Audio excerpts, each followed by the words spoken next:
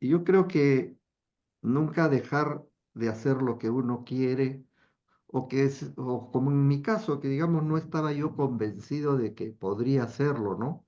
Pero a la medida que uno va entrando a la profesión y vas viendo que verdaderamente vas descubriéndote que por ahí es tu camino o que vas a estar mucho tiempo.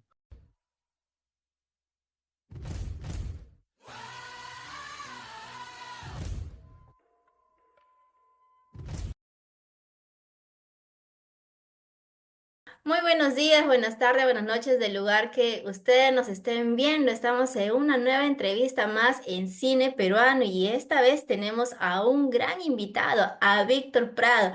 Pero antes de darle pase a nuestro invitado de honor, les voy a hacer un pequeño reencuentro de quién es Víctor Prado. Bueno, sabemos que Víctor ha estudiado por ahí sociología en la Universidad Nacional Mayor de San Marcos. Bueno, sabemos también que su vocación artística le ha llevado también a formarse como un gran actor de la Escuela Nacional Superior del Arte Dramático. Bueno, comenzó así también un poquito la carrera como mimo en espacios públicos y de pronto pues así se abrió un camino en la televisión, el teatro y en el cine peruano. Ha participado en la serie Gamboa interpretando al suboficial Ronceros. Por ahí de repente lo pueden recordar un poquito. Un personaje entrañable para el público peruano. Por el pase, ¿no? Protagonizó El Limpiador en el año 2012, una película de ciencia ficción en la que encarnó justamente a un limpiador de cadáveres en una Lima pues azotada por una epidemia, más que una epidemia, pandemia, ¿no? Y esa actuación lo llevó a una nominación como mejor actor en los premios Platinos en el 2014, ¿no? También participó en producciones como Ag Zombies y cortometrajes como Síndrome de Corazón Roto, donde se le puede observar su versatilidad frente a distintos géneros y formatos. Bienvenido, señor Prada, adelante. Buenas, ¿cómo están? Muchas gracias por la invitación y gracias también por hacerme recordar ahí algunas cosas en las que he hecho. A ver, Qué, qué gusto, en verdad. El señor Víctor, bueno, nuestros cinéfilos quieren conocer un poquito de usted. Vamos tomando ahí un poquito un reencuentro de cómo ha sido esta parte de su carrera. ¿Qué lo motivó a cambiar, por ejemplo, el rumbo y dejar la sociología para dedicarse directamente a la actuación? bueno, en realidad, ¿cómo fue todo? Todo va pasando así un poco de casualidad porque yo primero ingresé pues a San Marcos, ¿no? Y como usted dice, en un primer momento a sociología, pero como la universidad un poco en esos entonces lo tenía por horarios, ¿no? Yo opté por el horario de la mañana y realmente me quedaba pues un montón de tiempo para hacer otras cosas y en verdad no sabía qué hacer y por ahí caminando por las calles de Lima, en algún momento me acordé de un profesor del colegio donde participaba en los Juegos Florales y también hizo una vez una obra de teatro y pertenecía al grupo Histrión, el profesor. ¿No? Y en algún rato nos dijo, bueno, para los que quieran por ahí ver el asunto del teatro, hay una muy buena escuela en el Parque de la Exposición, y si quieren vayan. Entonces, teniendo eso, dije, a ver, voy a ver qué pasa por ahí, porque entre hacer tiempo para seguir reuniéndonos para las otras cosas, ¿no? Y resulta que llegué ahí a la cabaña y los exámenes de ingreso eran creo que a los 3 4 días más y el horario venía muy bien porque era de 3 de la tarde, creo 4 a 10 de la noche. Y dije, a ver, voy a ver pues qué pasa si ingreso, pues no. Hice mi postulación, me dieron mi monólogo para hacer y todo eso y total ingresé. Y en verdad, ahí comenzó todo el lío porque poco a poco, a medida que pasaba el tiempo, bueno, pues la cosa del teatro te piden no solamente el horario de estar en las clases, sino preparar con los compañeros los ejercicios para el día siguiente y todo eso. Entonces, poco a poco ya no había mucho tiempo para la universidad, entonces de ahí, entonces dije algo que se acomode más a lo que ahorita estoy haciendo, me metí a literatura, cambié, pero igualito, así pasó el tiempo hasta que ya tuve que dejar la universidad porque justamente yo ya tenía en la universidad, eh, trabajaba para la federación con el grupo de teatro de la federación y entonces ya estaba viviendo en la vivienda universitaria y ahí pues teníamos practicábamos y hacíamos las cosas. Entonces ya no iba a las clases en realidad y así la dejé. Pero para reconciliarme con la universidad, digamos ahora hace muy poco tiempo, ahora pues en el promedio de unos 8 o 10 años, dije, ha quedado una cosa suelta con la universidad, voy a, voy a postular, voy a volver a reintegrarme. Entonces, y ya llegué hasta hacer el bachillerato, pero ya no en ninguna de las otras cosas, sino ya más en arte, ¿no? Y ahí me he quedado, ya dije, ya al menos ya cumplí con San Marcos, y porque ya pues me ganó poco a poco todo el asunto de la actuación, ya prácticamente me metí de lleno a todo ese proceso que hasta ahora estoy, ¿no? Y espero no salirme todavía, aunque es duro mantenerse, pero creo que gran parte del asunto de la profesión es podernos mantener en el tiempo, ¿no? Claro, ¿no? Eso es parte del gran reto. Y usted Eso más o menos un justamente, resumen así rápido. claro, y usted justamente nos refiere el hecho de que retomó su carrera, no dejó nada, digamos, inconcluso, ¿no? Y dentro de ese No, bueno, proceso, no, pues siempre es bueno terminar, porque sí me gustaba mucho la universidad, ¿no? Porque siempre he querido. Y ya bueno, he enseñado también en la universidad en algunas oportunidades, dirección, producción de televisión en la Universidad San Martín por espacio de 5 años más o menos. Bueno, ahí no se necesitaban los títulos que ahora están pidiendo, pues, ¿no? claro, exacto, ¿no? Antes la Entonces, formación pues era un poco empírica en cuanto a las artes, ¿no? Y usted entró en sí, la Escuela de Arte Dramático, ¿no? ¿Y qué aprendizajes le dejó su paso por esta Escuela de Arte Dramático? ¿Qué recuerda usted? ¿Qué es lo que marcó su carrera? realmente el poder descubrirme yo mismo de que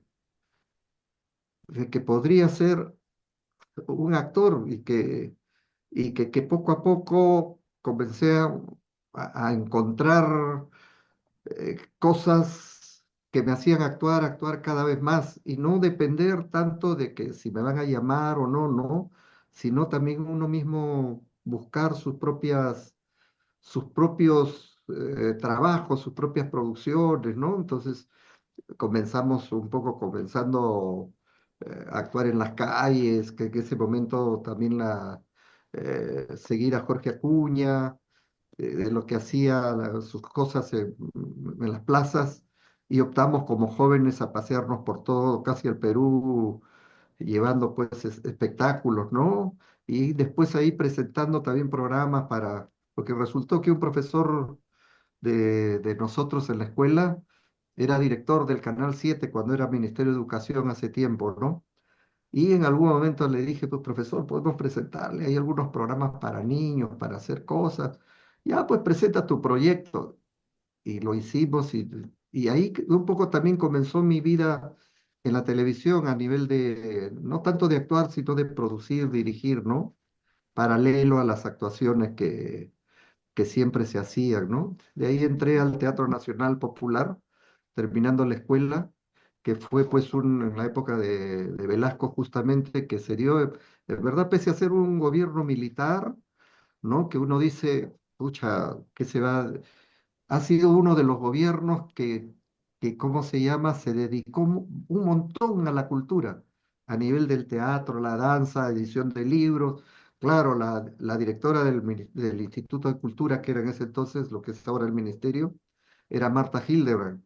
Y ella, de alguna manera, no sé cómo convenció a los altos mandos de esos momentos, que eran los militares, y hizo una campaña sólida a nivel de la cultura, ¿no?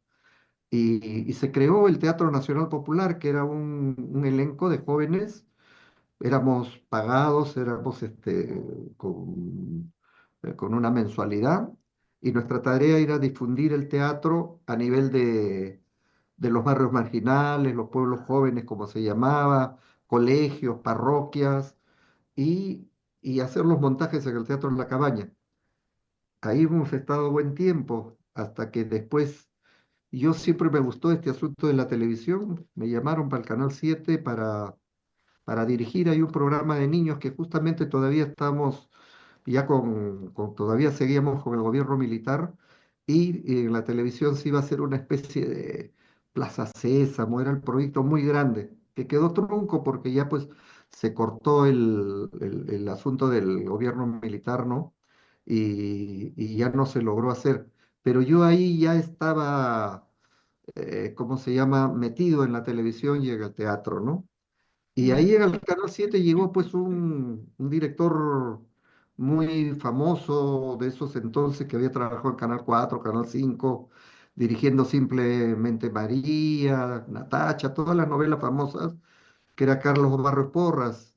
Ahí lo contrataron como director de producción, como jefe de producción del Canal 7.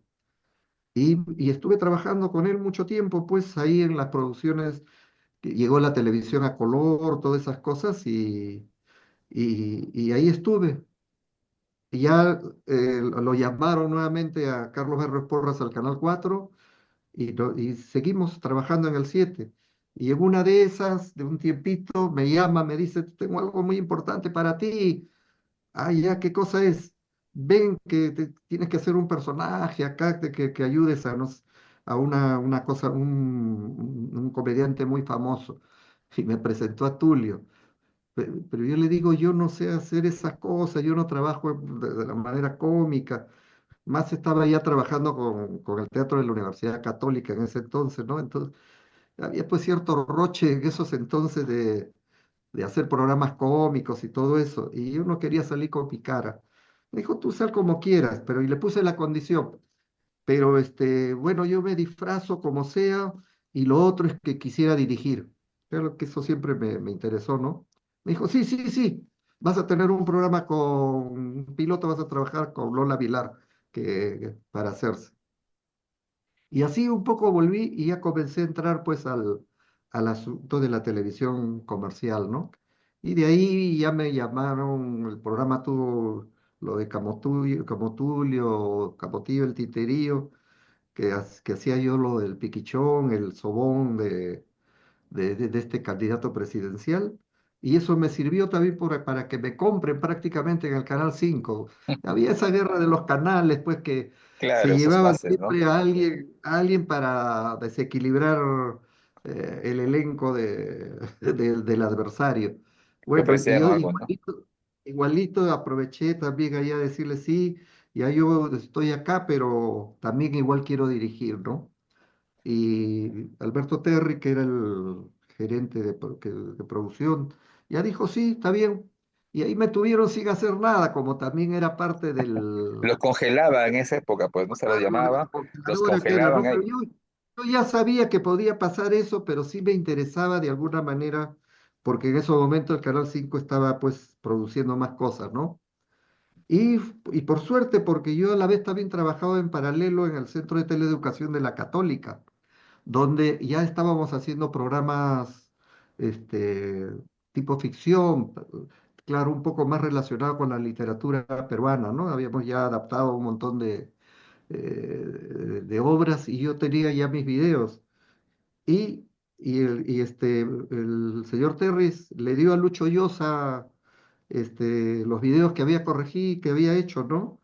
Y Lucho me llamó para ya pertenecer al staff de directores y a la vez estar actuando pues también en las cosas que hacía Lucho por ahí. Y un poco Claro, ¿no?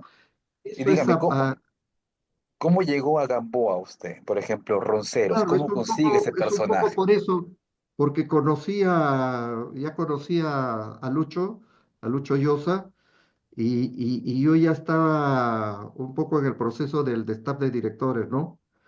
Y parece que falló, tuvo todo un cambio, ¿cómo se llama? Bustamante, creo que ya iba a salir, o salió, no sé quién más salió, y Lucho me dijo, cubre ahí, ¿no? Y ahí comencé a actuar y a la vez también dirigir.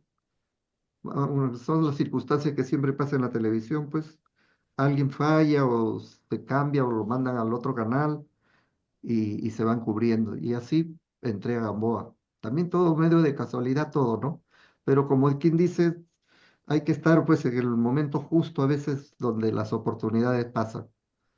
Muy bien, y ahora justo que nos está hablando del tema de las oportunidades, ¿Cómo llegó a formar parte de esta película El Limpiador y qué lo atrajo de este personaje tan peculiar? Porque recordemos ahí, esta película nos, de alguna otra forma, nos proyecta al 2020, ¿no? Lo que hemos pasado, el tema de una pandemia prácticamente muy relacionado, que cuando yo la vi me quedé totalmente impactada. Parecía como Claro, que ya nos habían se presentado el escenario que íbamos a vivir. así es eso, porque eso pasó, pues, hicimos la película por el 2010, 11 más o menos, o 12 creo que se estrenó, pero lo hicimos. Eso también es bien peculiar, ¿no? Porque resulta con el papá de Adrián, el director de la película, nosotros habíamos sido compañeros en el Teatro Nacional Popular. ¿Se acuerda que les dije de esto de los jóvenes? Y de ahí hemos sido amigos y nos hemos visto siempre eh, ya en el Centro Cultural de la Católica, que también siempre he estado trabajando ahí en las obras de teatro. Y conocí a Adrián desde chiquito, o sea, lo conocía desde chico, así de y de ahí pues no sabía más cosas hasta que un día Adrián me espera al final de uno de los ensayos y me dice, quiero que me ayudes en el trabajo que tengo de una película y de esto y no sé cuánto. Y yo le digo, ya, como quieres, vamos a hacerlo. O sea, y así fue pues de un poco como de la nada, porque él había hecho algunas cosas, de cortos cuando él estaba estudiando en Estados Unidos y era su primer largo y con de bajo presupuesto además, muy para hacerlo rápido y todo eso. Y dije, no importa, vamos, porque solamente se programaron 21 días para todo el rodaje, ¿no? Y teniendo en cuenta como había un niño con el que se trabajaba, principalmente trabajar mucho más los sábados y domingos y los días de semana un poco ¿no? Como, salvo que las cosas que se podían avanzar conmigo, que le daban permiso al niño, ¿no? Eso más o menos fue como Por participamos parte. Y en lo que esta la cosa. atrajo de este personaje que interpretó. Es que, mire, en esos momentos era como por llamarlo una ciencia ficción o una cosa que más que todo lo que me atrajo de la historia es el asunto de la relación humana, no importa cuál haya sido, podría haber sido otras cosas, pero digamos el asunto de las soledades, ¿no? O sea, la soledad de este hombre que prácticamente no tiene a nadie y en base por cuidar la vida de un niño, logra poder salir eh, de su rutina o de su camino hacia la muerte, ¿no? Era un poco eso que me llamaba la atención, aparte pues de esta gran pandemia que azotaba y dejaba la desolación total por las calles, ¿no? ¿Quién iba a pensar que eso podría pasar por nuestras cabezas? Ni pensado, ¿no? Eso fue un poco lo que me llamó la atención, es la relación de cómo de alguna manera alguien que no siente nada o ya está muerto puede todavía tener un tipo de reacción sobre la vida o dar vida a otra persona, ¿no? Eso, Claro. eso, eso me gustó bastante del tema final que podría ser, ¿no? Por ejemplo, Ana Cecilia Nateri, que fue su compañera, hay una escena en el Ah, tren en la que ustedes graban sí, sí, y contaba que había dificultades para grabar escenas por el hecho de que tenían que estar prácticamente solos, los espacios sí. muertos, o sea, sin vida. ¿Cómo manejaron esas situaciones ustedes? Bueno, es que si uno se mete en esta cosa donde prácticamente estás caminando sobre cadáveres, en verdad no tienes con quién hablar ni acercarte mucho. O sea, prácticamente somos como una especie de muertos vivientes, sobrevivientes a la vez, ¿no? O sea, como que es eso y que no te da, pues, ¿cómo te sientes? No existes, estás muerto en vida. O sea, no hay un sentimiento de, de acercarte a la otra persona y compartir. Solamente hay, somos fantasmas que vamos caminando en la vida, ¿no? Pero lo importante es que con este niño un poco la cosa, la relación con el niño es totalmente diferente. Es como decir la parte que mataste y que va saliendo, ¿no? En algún momento, algo así. Claro, Sí, la pues conexión, era complicado y lo bueno es que tuvimos toda la suerte del mundo de que en esas épocas, por ejemplo, en el caso del tren, estaba todavía la etapa de prueba, o sea que ni siquiera estábamos solos y en el aeropuerto no nos quisieron dar el permiso y en un momento había un sitio, un counter medio desocupado y que no había nada, no sé por qué razón han estado construyendo, qué sé yo, alguna cosa de reconstruyendo algo, y ahí aprovechamos para hacer las etapas del aeropuerto, porque también siempre están con un montón de gente, y buscábamos las horas, los momentos exactos para estar en el momento en que no había nadie y la cámara estar dispuesta a grabarla, ¿no? claro, justamente Adrián Saba, cuando empezó la pandemia, liberó la película y créanme que muchos lo vimos, lo volvimos a ver, porque realmente fue una película que vaticinó lo que podía pasar y básicamente lo que pasó en el 2020, que nos encerramos todos, ¿no? Entonces ese momento fue Sí, bastante crítico. totalmente, o sea, gran parte igual, pues claro, no quemábamos los cadáveres, pero prácticamente muchos cadáveres han entrado en fosas comunes en algún momento de la pandemia en su mayor etapa, ¿no? Los cementerios han estado llenos y todo eso, ¿no? Y, Así y es, una ficción que se volvió realidad sin saberlo, sin pensarlo. Y bueno, sabemos también que usted ha tenido un reconocimiento como mejor actor en los premios Platino por su actuación. ¿Cómo sintió, cómo recibió este premio a través de la película El Limpiador?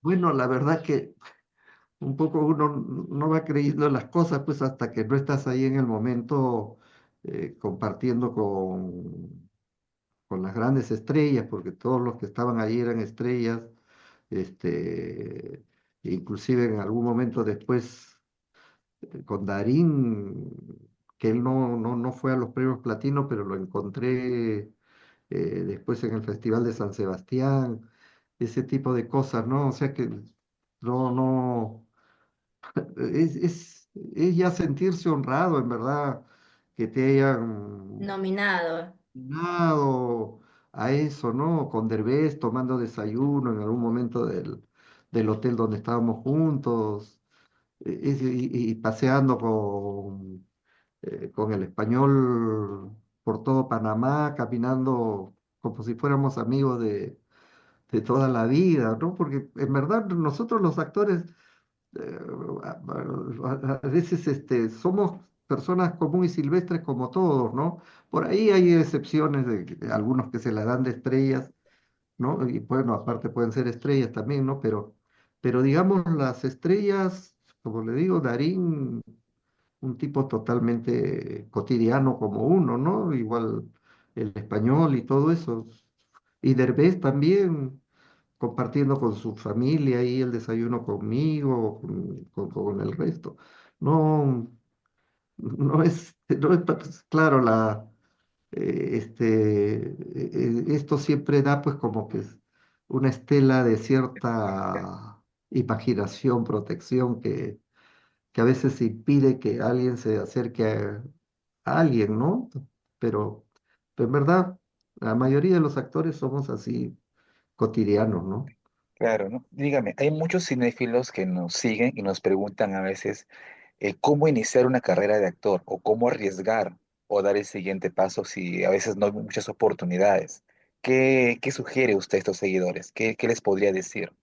Ye- Y yo creo que nunca dejar de hacer lo que uno quiere, o como en mi caso, que digamos no estaba yo convencido de que podría hacerlo, ¿no?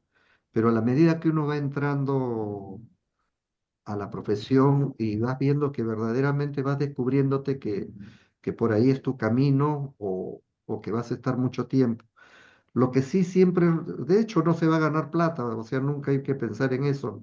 No es como el resto de las profesiones que si vas avanzando, avanzando por ahí puedes ganar plata y se debe a tu esfuerzo personal, qué sé yo, ¿no?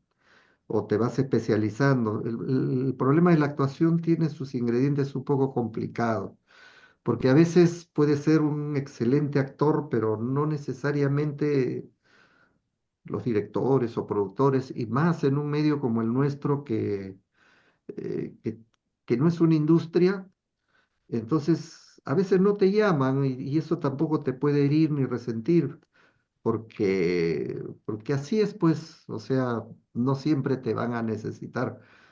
Antes sí valía, porque, por ejemplo, pues, en cine no tanto, porque en cine es diferente, este, porque es otra cosa, se busca aparte de que sea buen actor, se busca a la persona exacta que puede también transmitir esa historia que está queriendo contar el director, ¿no?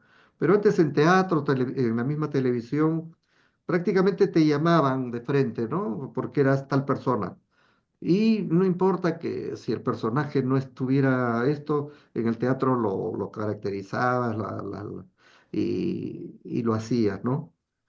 Entonces, para que uno no tener estas decepciones, siempre uno tiene que tener algo paralelo que te, que te, que te cubra un poco tu día a día, ¿no? No te puedes meter así de lleno como decir, hoy me van a llamar todos los días, o a veces puede pasar que te resulta que te llaman todos los días, todos los días, todos los años, y de ahí un año se olvidaron de ti por X razones, por cualquier cosa, porque te peleaste con alguien o porque surgió otra persona que está más por ahí o porque no te necesita, lo que sea. O sea, todo eso es válido. Entonces, por decir, pues, si tengo mi tiendita, la sigo atendiendo, si soy chofer, hago siempre mis cosas, teniendo pues cierta libertad para que en caso me llamen, puedo decir que otro me cubra, ¿no? Entonces, buscarse algún tipo de oficio, a esta hora que mucho ocurre con las computadoras, o sea, cosas que puedo hacer, cosas remotas, pero siempre, siempre, para no entrar, he conocido muchos compañeros en cuadros depresivos porque no te llaman y entonces tú sientes como que, pucha, lo estoy haciendo mal, no sirvo para esto, y no es eso, sino que sencillamente, pues, las condiciones ahora han cambiado. Antes nosotros no hacíamos casting, o al menos yo he aprendido a hacer casting y me daba cólera para hacer casting y me pongo más nervioso que cualquier jovencito de ahora, pero antes no nos llamaban, sencillamente te llamaban y te decían, ¿no?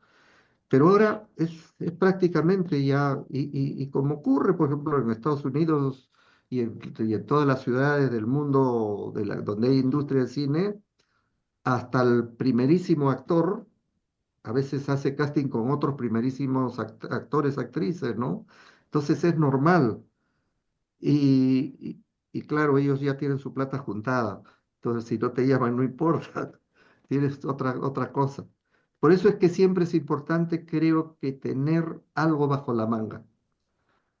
Algo, alguna otra habilidad o conseguirte algún tipo de trabajo que te permita tener tiempo para cuando te llamen, porque también es contradictorio. A veces resulta mucho cuando te dedicas, por ejemplo, a enseñar, ya sea en colegios, universidades, como tienes horarios y a veces te llaman y tú no logras desengancharte o poner un reemplazo para poder cubrir, ya después no te llaman, porque como estás ocupado, entonces buscar algo que hacer, ¿no?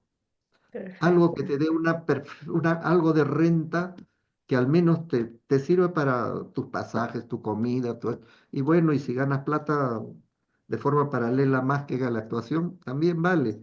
Y Qué entonces te lindo. dedicas.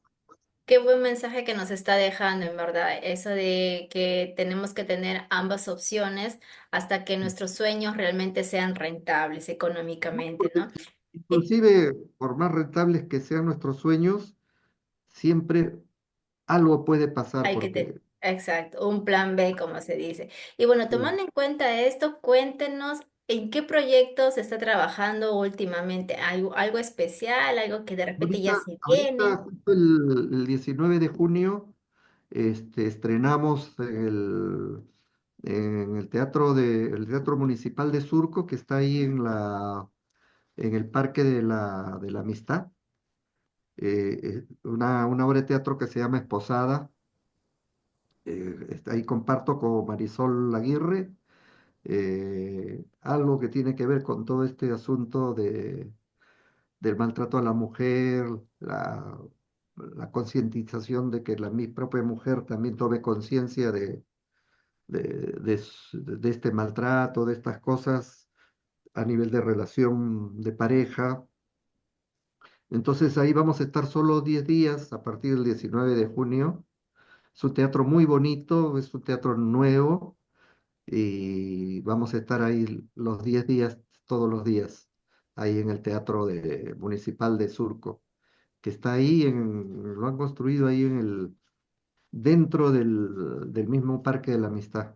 Es muy lindo. Y es una obra que les puede gustar, va a dar que hablar un poco todas estas cosas del machismo, de la pertenencia de ciertos hombres sobre las mujeres, ¿no? Y lo que permiten o no permite la mujer de acuerdo a las decisiones que tome, ¿no? Claro, ¿no? Es Genial, y lo más usted, bonito. el teatro es maravilloso y usted hace mucho teatro, ¿no? Y justo hablando con algunos actores de teatro, ya a veces se sienten como que un poquito aislados del mundo de la televisión porque no son tan mediáticos y son a veces, pues, digamos, están en segundo plano, pero en el teatro son realmente muy buenos. ¿Cómo usted ve esa visión? ¿Le ha pasado que de repente lo han dejado de No, lado por ser de teatro? eh, a veces, en algunos momentos, sí, a veces hay algunas producciones que te piden cierta disponibilidad en tus horarios, ¿no? Pero lo que pasa principalmente es que en verdad no hay una producción constante en la televisión. Ahorita mismo al fondo hay sitios, lo que hace Michelle Alexander, estuvo haciendo el Canal 2 algunas cosas, y de ahí no hay cosas donde haya necesidad de la ficción, ¿no? Antes habían pues un montón de producciones, pero ahora prácticamente la cosa está un poco tranquila a esos niveles, ¿no? Entonces, la televisión, entonces, somos un montón, en verdad. Antes éramos pocos y por ahí dábamos vueltas para diferentes cosas, ¿no? Y había un montón más de producciones, pero ahora hay menos producción y cada vez somos muchos más actores. Varias universidades están sacando actores, actrices, hay muchos grupos de teatro, hay muchos talleres, entonces hay un gran número de gente que se dedica a la actuación y por ahí pues no tenemos oportunidades todos, ¿no? Hay algunos privilegios, pero es normal como en cualquier sitio, en verdad. Lo que pasa es que no hay una política cultural, pues, de parte del Estado. Ese es el problema, ¿no? No es porque siempre va a ser, no todos, en ninguna parte del mundo, todos los actores que existen están en cartelera o están siendo llamados. Y eso que hay producciones miles, mismo Argentina y miles de producciones, igual siempre los actores se quejan de que no son llamados. Chile también tiene un montón de producción, Brasil, Colombia, ni qué hablar, y México, mucho más. Pero igual siempre va a existir esto de que no te llamen, ¿no? Por eso es que hay que de alguna manera no dejarse, no sentirse deprimidos. En algún momento va a pasar que te van a llamar y vas a tener la oportunidad de estar en cartelera, ¿no? Perfecto. Ahora más que nunca también vale la pena siempre que uno mismo trate de producir sus cosas, ¿no?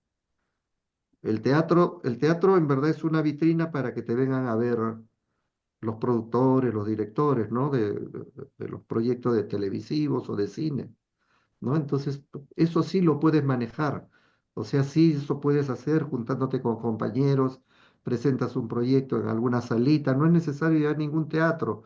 A veces buscar nuevos espacios, nuevos ambientes, casas, qué sé yo, espacios por diferentes lados hay y que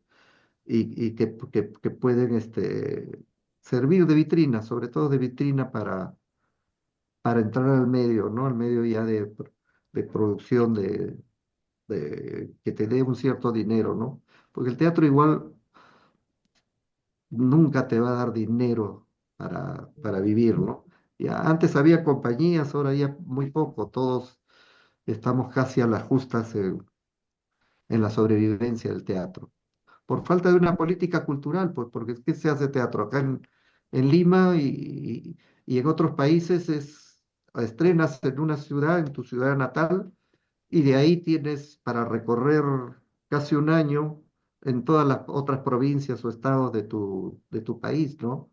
Entonces, eso sí, sí sirve, pero acá no, a las justas, dos funciones en Arequipa, por ahí Chiclayo, no hay, no hay una política, por eso los gobiernos regionales, que serían todos los encargados, aparte de las municipalidades, de formar ahí sus centros culturales en cada uno de los departamentos, de las provincias. Pero no hay, pues no hay, están pensando en otras cosas. Sí. Muy agradecido, señor Víctor. Ha sido un aporte bastante nutritivo lo que usted nos ha contado, los mensajes que nos ha dejado justamente a los cinéfilos, a las personas que quieren dedicarse a este arte, a tener un poquito más de paciencia, ser siempre renovarnos, y buscar siempre vitrinas, como lo dijo usted, para tener siempre estar presente en las pantallas, que es lo principalmente. Nosotros esperamos verlo en algún. Muchas Muchísimas gracias, de verdad quedó cortísimo el tiempo, falta hablar de Act Zombies, los cortometrajes, el síndrome del corazón gracias. roto, su trayectoria como mimo, el teatro, explorar un poco más en Gamboa y todo lo que usted hizo con Camotillo Tinterillo, que eso es básicamente, pero es que muy poco lo recuerdan, ya no con Tulio Loza, ¿no? En sus mejores Claro, épocas, se fue hace muchos años, pues, los 80, recién claro, salió por los 80. exacto, Sí. ¿no? Y agradecidos por su tiempo, señor Prada, ¿no? Y está No, más invitadísimo a bien una nueva. muchísimas gracias a ustedes por estas entrevistas que también nos ayudan a seguir estando en vitrina, ¿no? Que son los mecanismos y dar a conocer, porque pues a veces se olvidan, por ejemplo, los jóvenes de todos nuestros actores mayores,